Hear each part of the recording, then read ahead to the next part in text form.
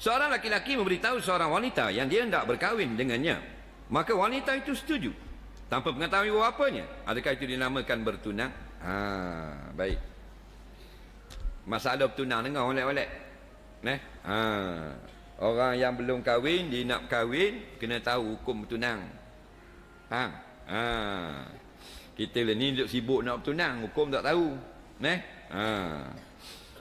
Yang kita heran tu kalau bab dunia dia kerusuh, molek-molek ada kerusuh. Detail dia kerusuh kalau bab dunia. Kalau bab akhirat tak mau belajar. Kita kata Allahu Akbar, Allah Maha Besar.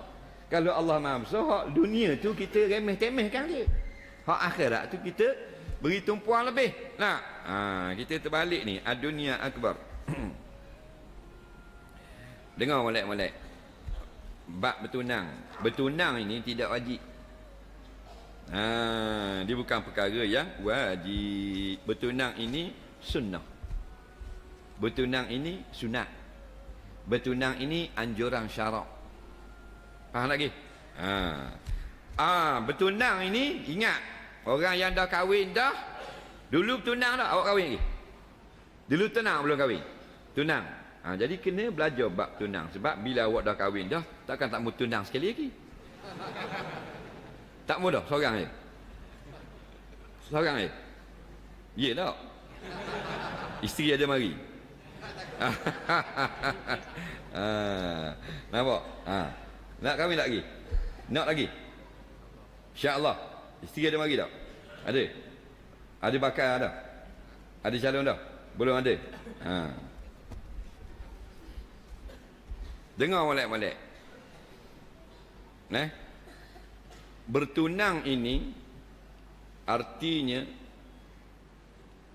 meminang, bertunang dan tunang. Dia lain. Bertunang, meminang dan tunang. Tunang lain. Bertunang ni maknanya berlakunya suatu ajakan daripada pihak lelaki. Contohnya, mengajak pihak perempuan untuk berkahwin atau dengan semaknanya. Dia kata pada pihak puang, pengantin lelaki kata pengantin puang, tak kira pengantin nak pengantin pun, tak pengantin lagi. Hak lelaki kata puang, meh kita kahwin nak. Tu panggil meminang. Sudikah awak menjadi isteri saya? Tu meminang. Dia kata ke girlfriend dia. Dia kata ke awak dia, setujulah jadi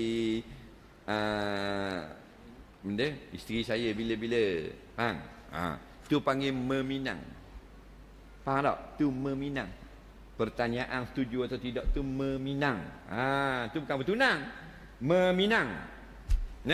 Tak kira dia kata tu direct depan, atau dia pakai telefon, atau dia atas surat, atau dia WhatsApp, atau dia post, atau dia Facebook inbox. Tu panggil meminang. Apabila pihak perempuan menjawab atau wakil bagi pihak perempuan menjawab bersetuju, setuju lah, nak lah, sukalah saya, I'm okay. Faham tak? Nampak? Tak kira lah bahasa Tamil kali pun, maka mereka sudah dikira bertunang. Faham tak lagi?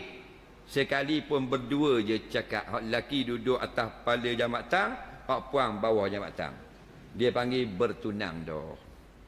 Perempuan ini sudah tunang orang. Dah wali tak tahu, keluarga tak tahu. Keluarga tak syarat. Yang syarat ayah dia kena setuju apa semua. Perempuan-perempuan yang tidak boleh menguruskan diri. Anak dara tu gila, anak dara tu orang bongok, orang bengong, tahu benda. Faham tak?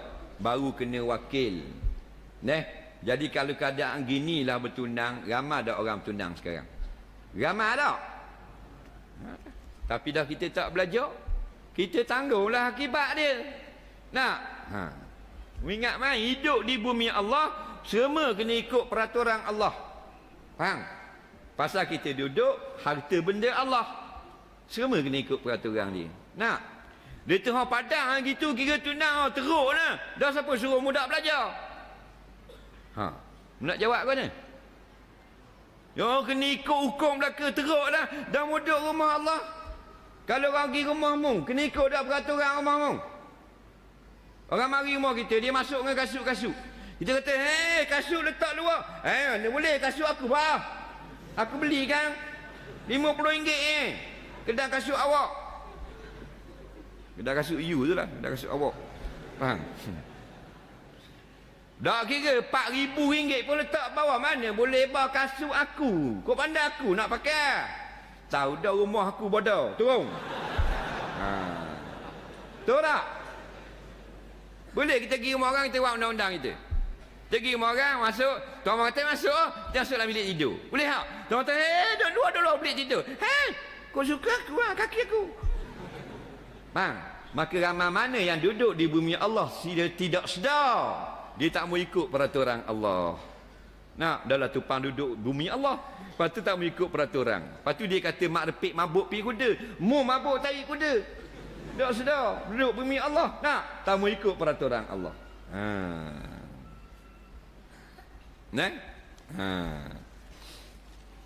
Jangan main-main tu nah. Dah tu yang kata bukan kata kena pergi dengan rombongan. Tu adat Melayu.